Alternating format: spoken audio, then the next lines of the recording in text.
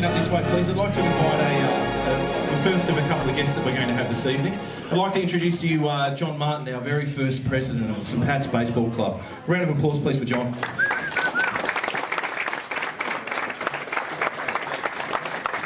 The former president brought along a couch, so we're just going to have a sit down, a little bit of a chat, and share a couple of stories this evening. You're going to go to sleep. Please don't. Please don't. I don't want to be left alone. So, John, tell us a little bit about your experience as a president. Was it the first association or club that you've been president of? No, actually, I was never the first president. I was about the second or third. I got involved in the mid-70s through to the late 80s.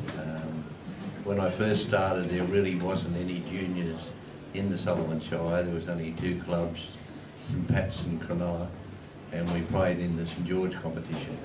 I think at that stage St Pat's had maybe two teams, Cronulla might have had three or two. But over the years we were able to, through promotions and demonstrations, we were able to get other clubs involved, like the Comets and Monmouth Bay and Grays Point and a few other clubs like that. Did you ever play yourself? Were you interested in the game? I first started seeing baseball. My father used to take me to Gymea Bowling when I was a kid, and that's many years ago, of course. But I ended up playing with Cronulla and a club. A lot of the oldies got together and called ourselves the Codgers rather than the Dodgers, and we played a couple of seasons in that. In the early 80s. I got a under 17 side with St Pat's, but at that stage there was no under 17s in the Cronulla or St George area. So we went over to Bankstown and played in Bankstown Comp.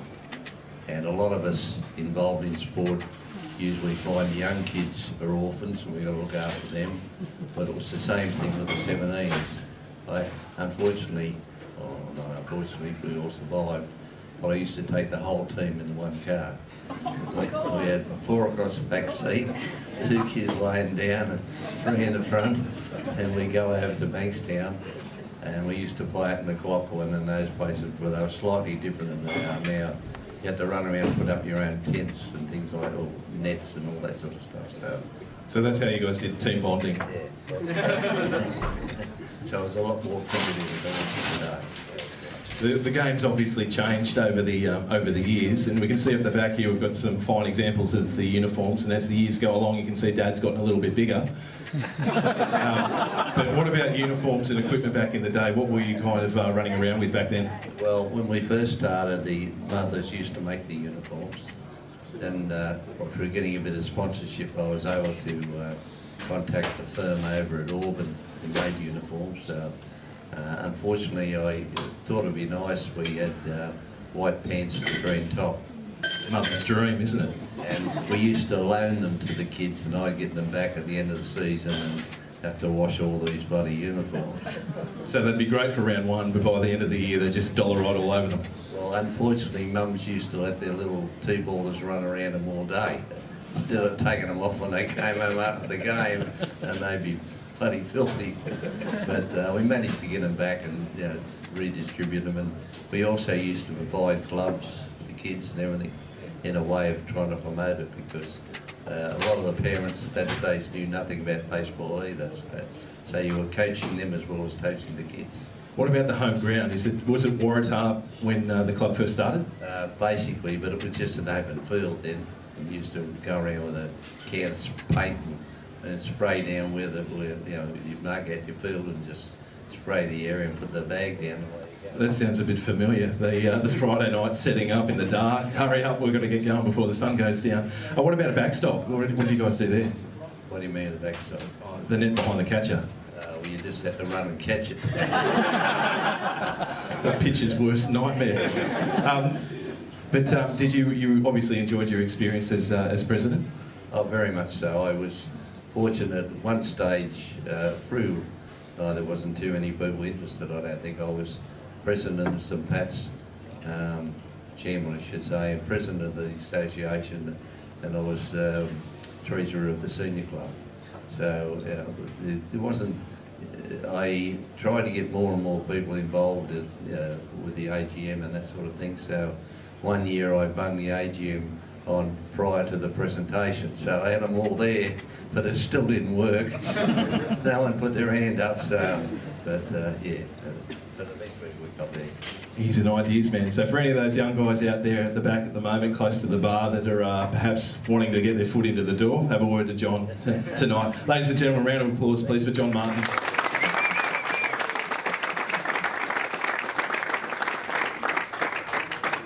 Just going to hand over to perhaps a former president and my dad, Peter Faber.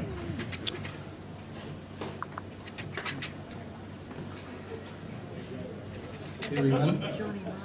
Obviously, John was president of St Pat's from 1977 to 1985. In fact, the longest serving president of St Pat's in our history.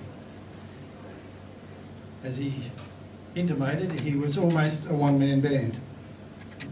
When he became president, there was no committee. It was in fact John's hard work and dedication which realistically kept the club afloat. He did so much to foster the interest in baseball. He was a respected coach and an ambassador at large for the club and for baseball. Of course, he couldn't have done what he did without the support of Lorraine. So thank you, Lorraine.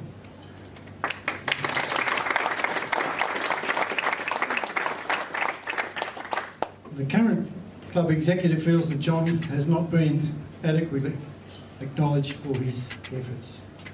So tonight, it's my pleasure to announce that at the AGM last Monday night, John was accorded life membership.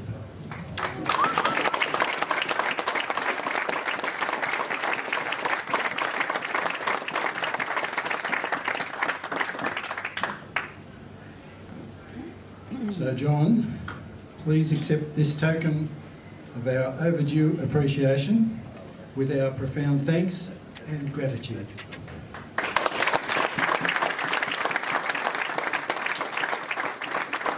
Thank you all so much. That's marvellous. That's made my night. Thank you so much. Thank you.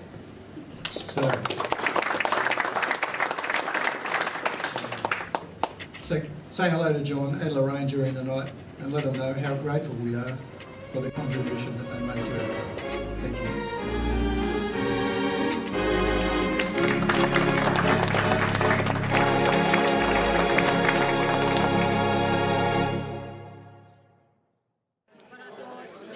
Okay, ladies and gents, if I could just interrupt you for a second. Just like to introduce you to a former player of St Pat's who we're going to get down here on the couch. He doesn't even know he's coming down, and we're going to have a few more of those tonight. I'd like to introduce you to the big man in the room, Phil Hollis. Phil Hollis, come on down.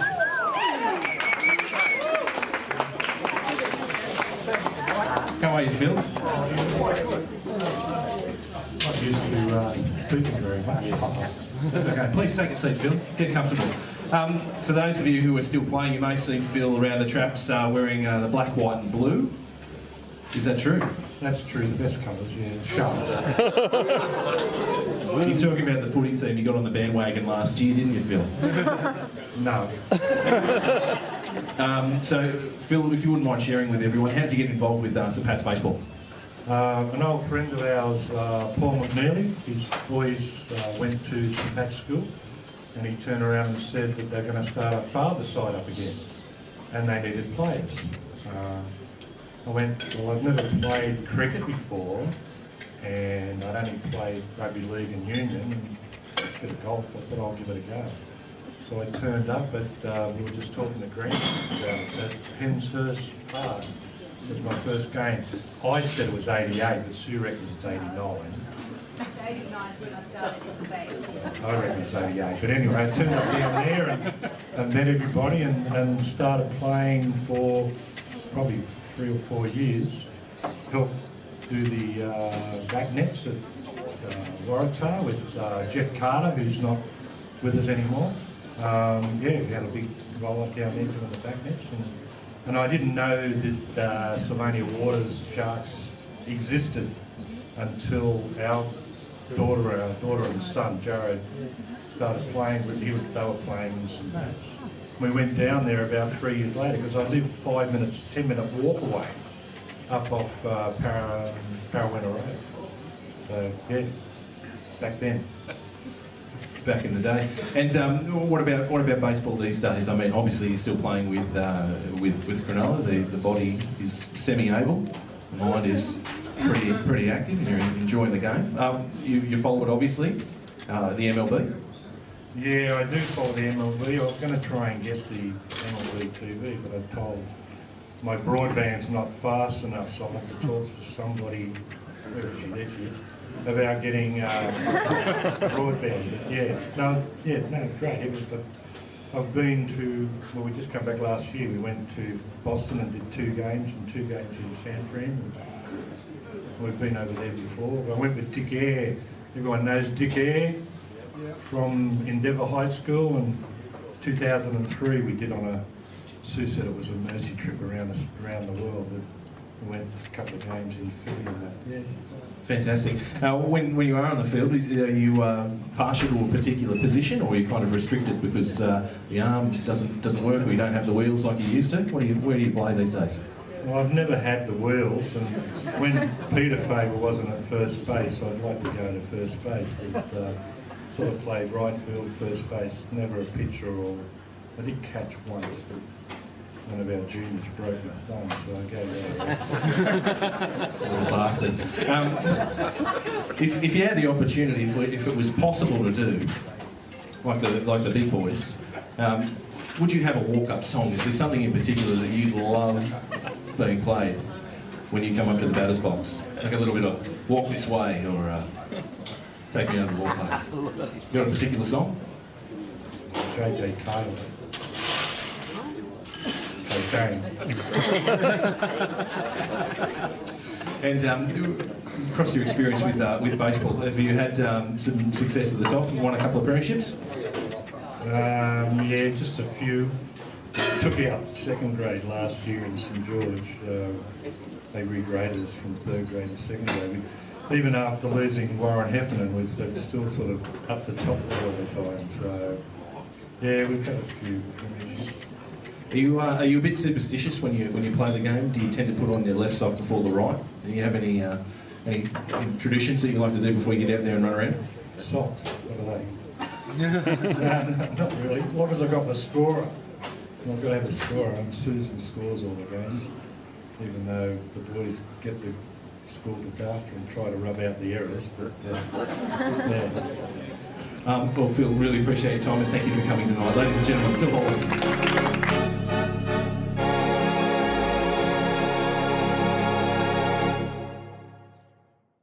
Gentlemen, it's that time again. I'd like to invite another special guest to come up and have a little bit of chat about their experiences.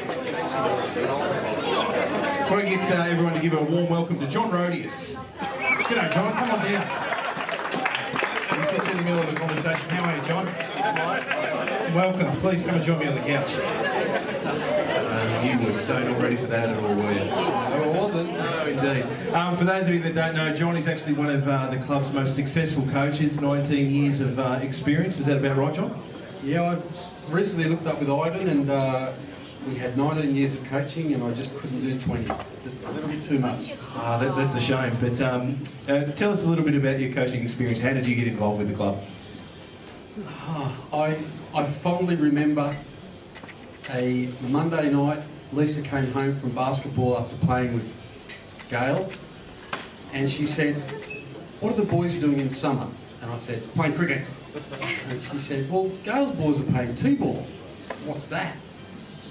And we looked it up, and couldn't play cricket till you were under 10s, and T-ball's under 8s. So the next week Matt went down and played T-ball, and long story, but 20 years of baseball and T-ball ever since. So prior to that, you'd had no exposure experience with baseball at all? No, played 20 years of cricket. Never even looked at a baseball game. So what's the secret to success then? Over those 19 years, what is it that you were able to pick up along the way and share with the kids? I had a very favourite saying, and it was probably had to be a little bit to do with my failure in grand finals, but I always said to the kids, I got you here, it's your turn to win it. And that was, we made a lot of grand finals, we won a lot of grand finals, but I think it's an old saying, but a happy team's, you know, keep the kids happy, you have a bit of fun with them, and you know, it's a sport. At the end of the day, it's just a Saturday morning game sport. You had a bit of success at the end of last year, I believe. John was invited to be one of about 5 coaches for one of the presidents and patrons game at the end of the year. You had a bit of success there, was that right, John? Yeah, when Ivan and Peter contacted me, I said, I'll coach. I said, the legs won't get round the bases anymore.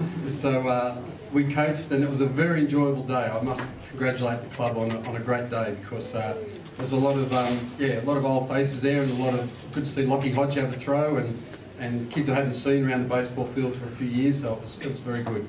What was the most challenging thing when you were a coach, particularly with those young rugrats that a little bit hard to mould? What was your key there to get them in line and make them enjoy the game? I think try and have a laugh with them, try and have a joke with them.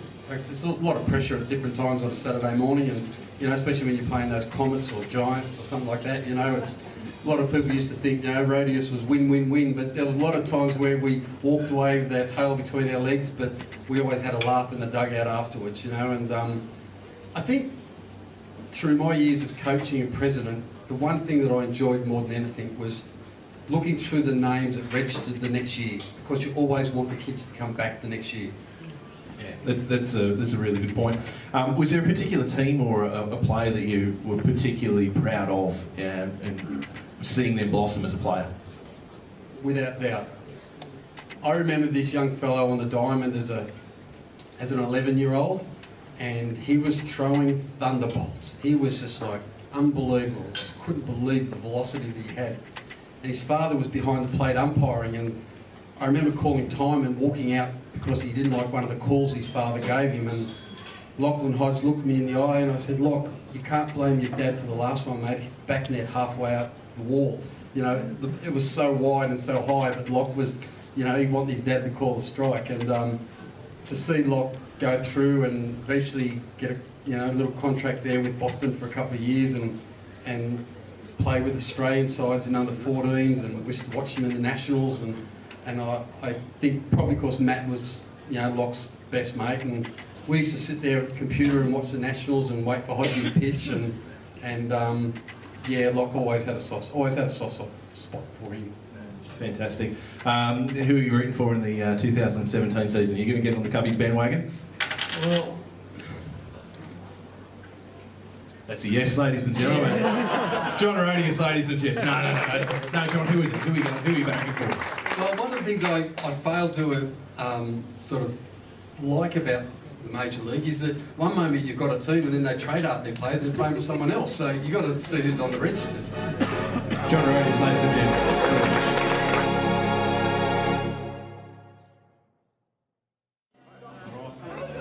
Thank you, ladies and gentlemen. Our next guest on the couch. In fact, this person might even be able to stand. No, I mean not be as old as some of the others that have been here tonight. But this gentleman here actually was not a player of St Pat's, but a very highly regarded baseballer. This gentleman here represented Australia in the Under-19 World Championships. For those of you who know the structure of the baseball, we have state baseball, but in the day it was called Claxton Shield. He's a former representative there, and then went on to go on to play in the ABL for Parramatta and also the Sydney Blues. In 1988-99, he was the ABL Relief Pitcher of the Year, and he's also been a coach of the Sydney Blue Sox and was inducted into the Australian Baseball Hall of Fame in 2011. Ladies and gentlemen, it gives me great pleasure to introduce to you tonight, Graham Castle.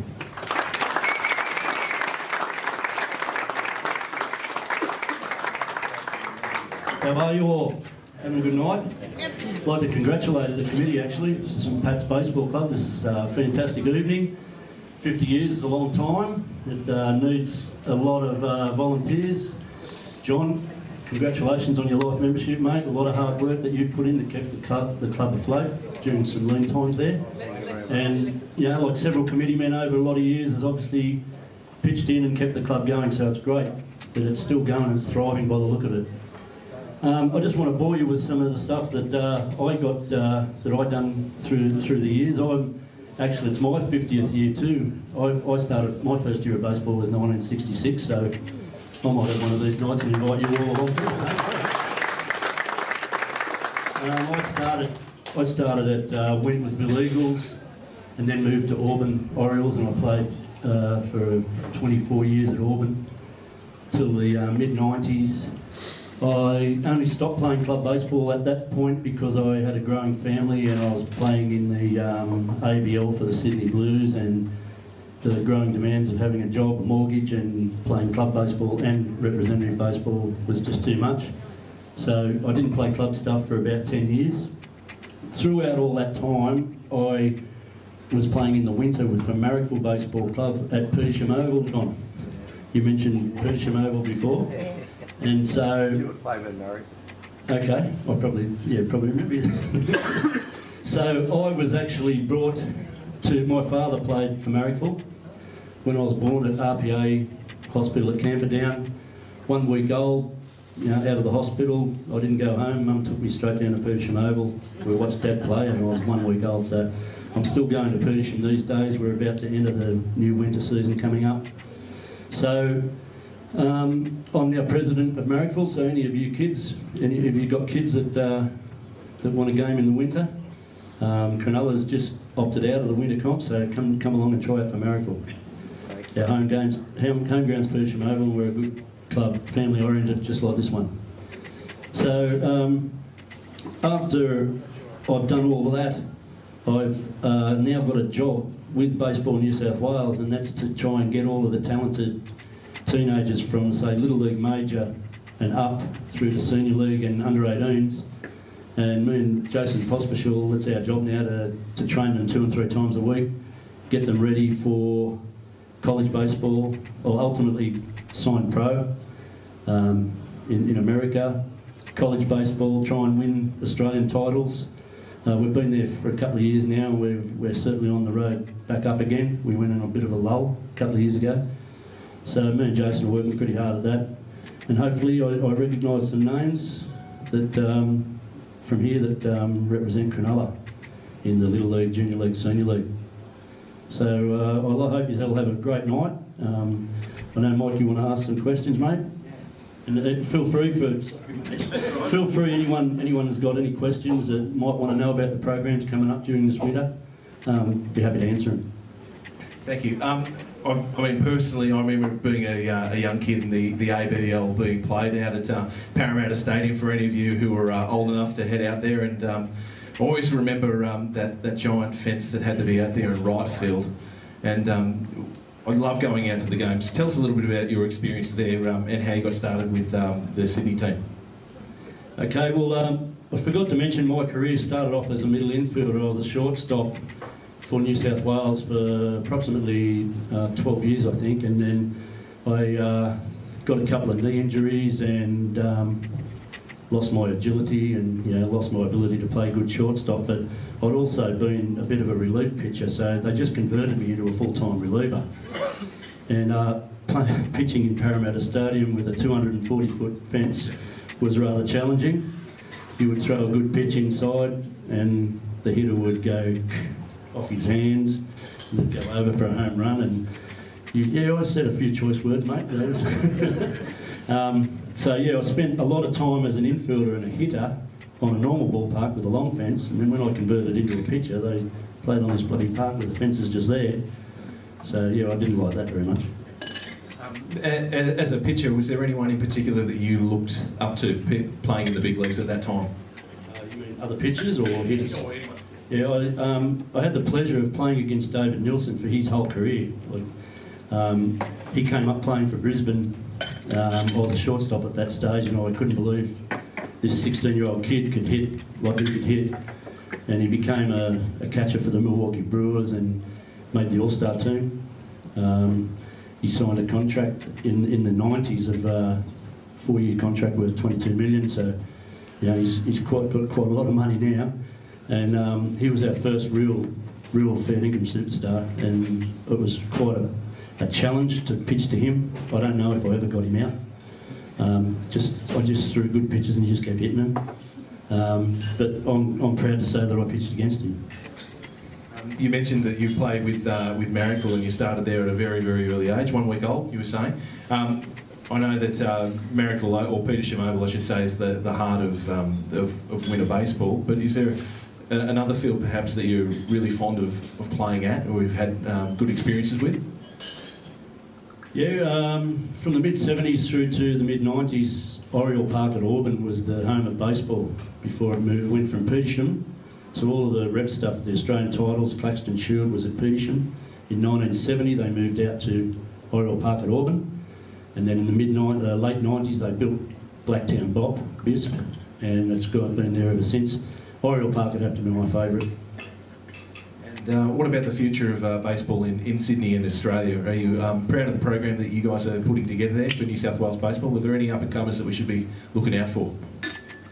Yeah, Jason and myself, we are proud of the last year or two of what we're putting together. There's several players that are heading overseas as we speak now. There's one young guy from Cronulla, Jacob Krikowski, who's just left this week to finish his last year of high school. So he hasn't waited to go to college. He wanted to get over there ASAP. I don't know how he organised it, but he left just this week. Seen on Facebook, he's jumping on the plane. So he's going to high school, finish his last year of high school there rather than do it here, and hopefully get seen by a multitude of scouts and everyone over there.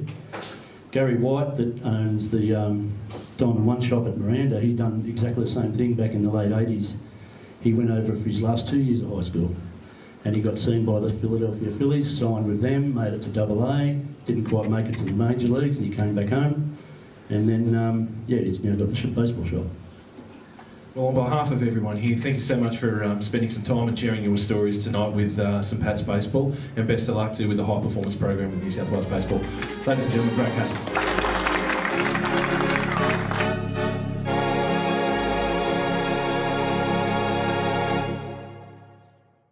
And while I've got your attention, could I invite another special guest to come on down to the front here, a former player, Mr. Timothy Poole.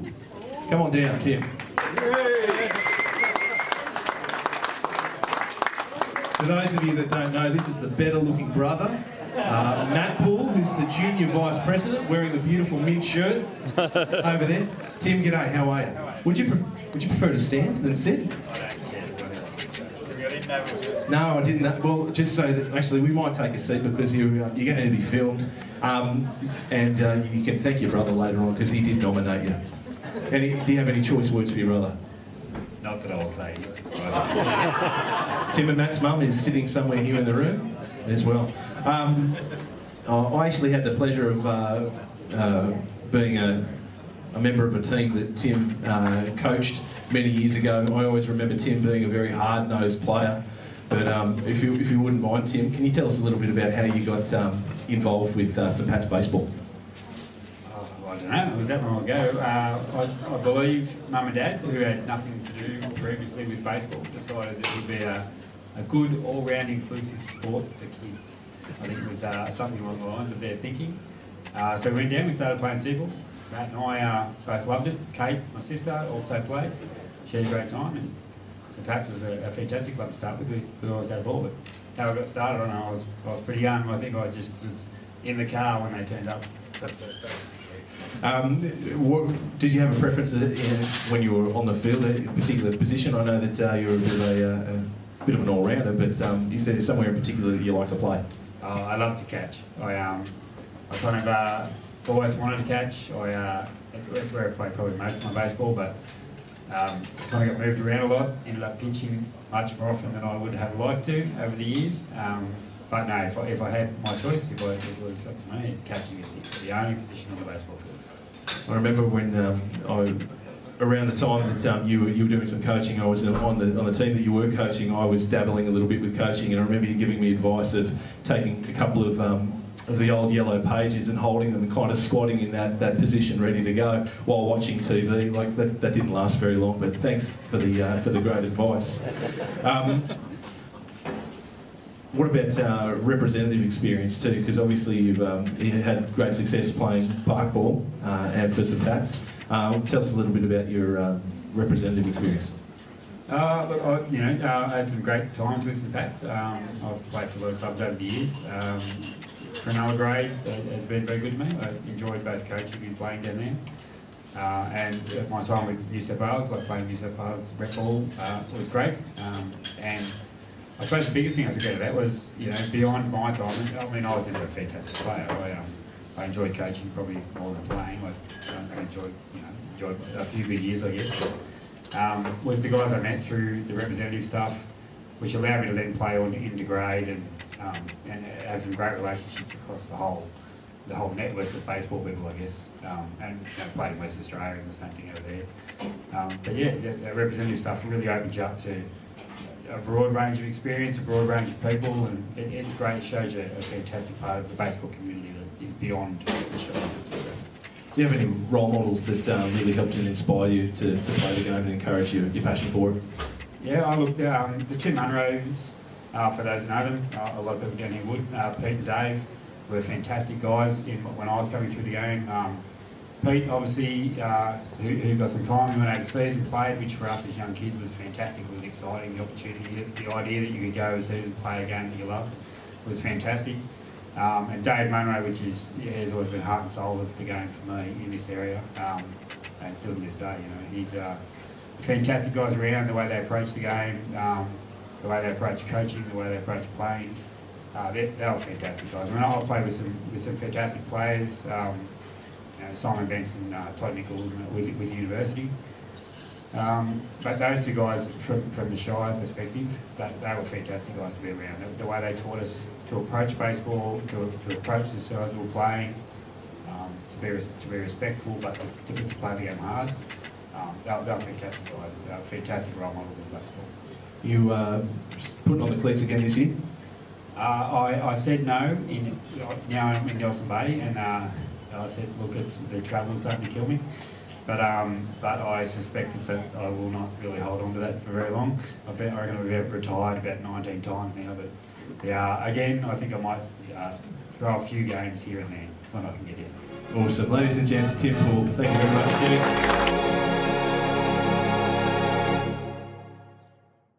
Thanks, ladies and gents. I do realise that the evening is getting close to finishing up.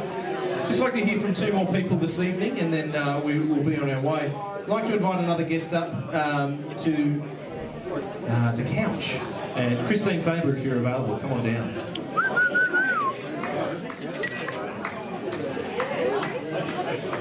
There she is.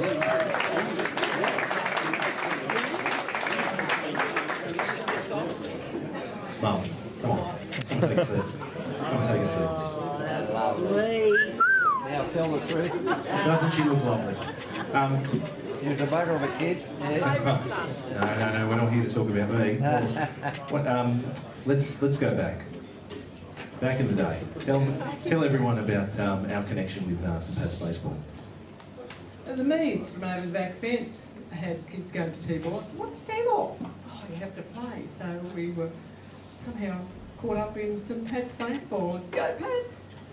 And I know that you were very, very proud of your favourite son playing the game, but what in particular about the game did you enjoy on the weekends? Or did you not enjoy it because of all the washing?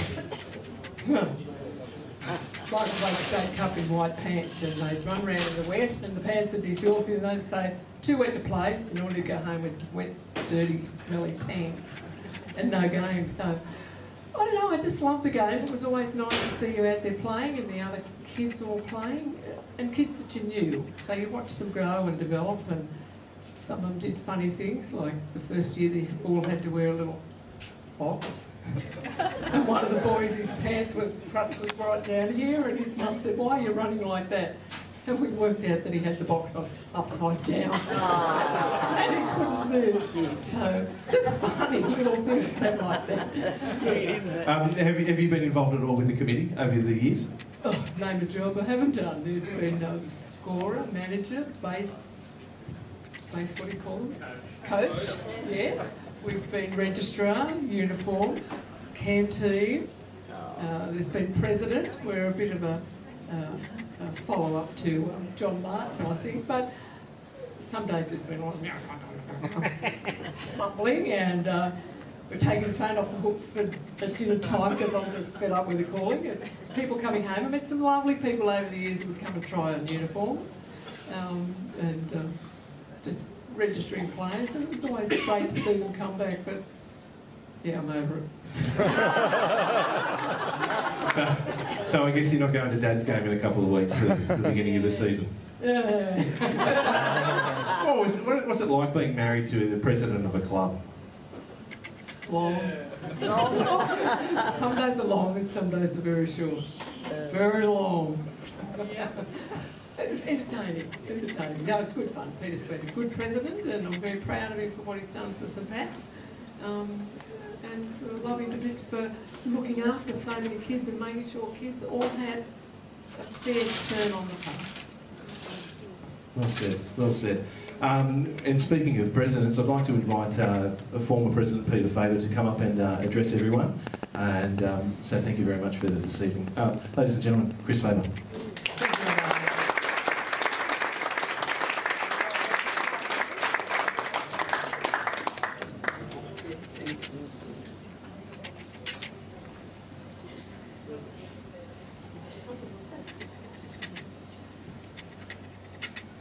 Like many enduring sporting icons, St Pat's Baseball Club was conceived from a simple idea. From within the confines of St Pat's College, Sutherland, 50 years ago, an enthusiastic group of parents had the idea to establish a baseball club so that their kids could play baseball, which at the time was a relatively new sport in Australia. As with any new idea, it takes commitment, enthusiasm and dedication to firstly do the hard yards, to create the foundations, and then a lot of ongoing time and effort to maintain the dream over the ensuing years.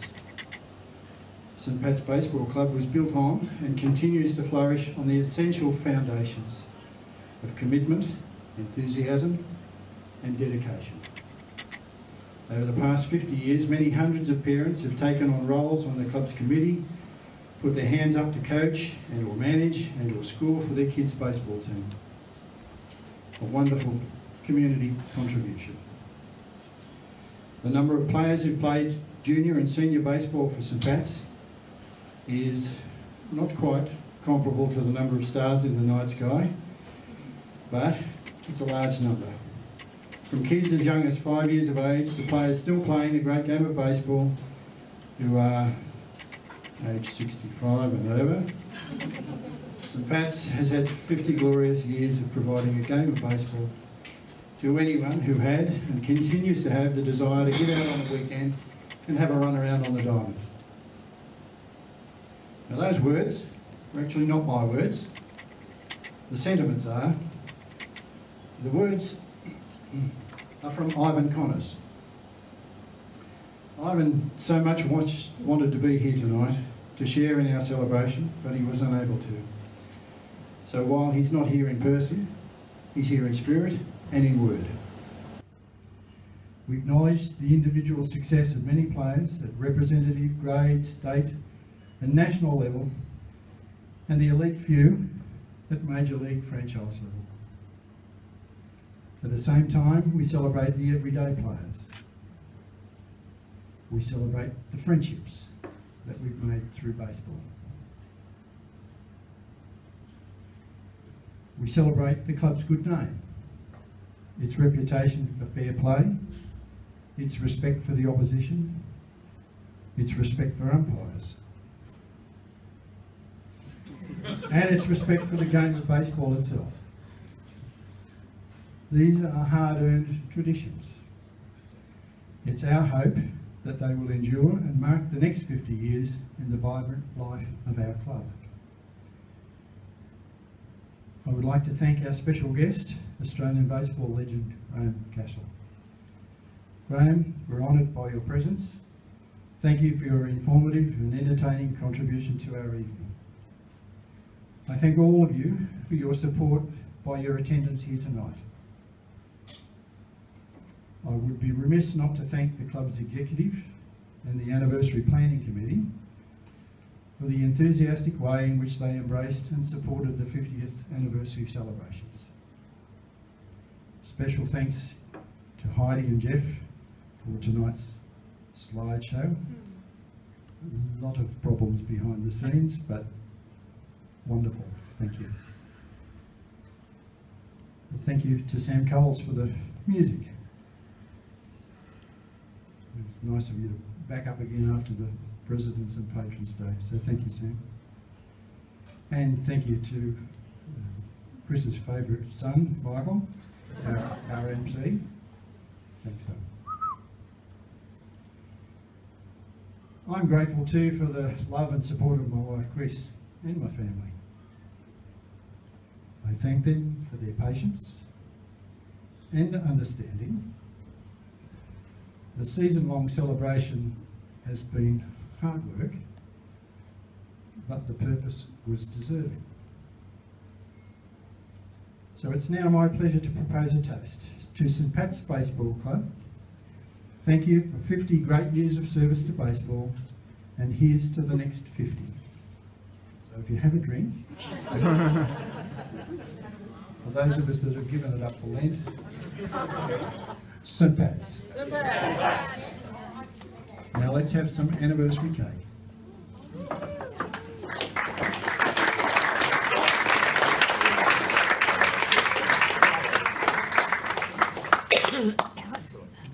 Ladies and gents, that concludes the formalities of this evening. We've got a couple more bottles of wine that are up for grabs for some lucky people here. We're going to get these last and final tickets called, and then there's some cake here for you guys. Thanks very much for your patience and your attendance this evening. Hopefully we'll see you guys around the ballpark, and for any of you that are still standing when we have the 100th anniversary evening. Ladies and gents, thanks very much for coming tonight. Have a great one. Drive home safely. Apologise for not attending.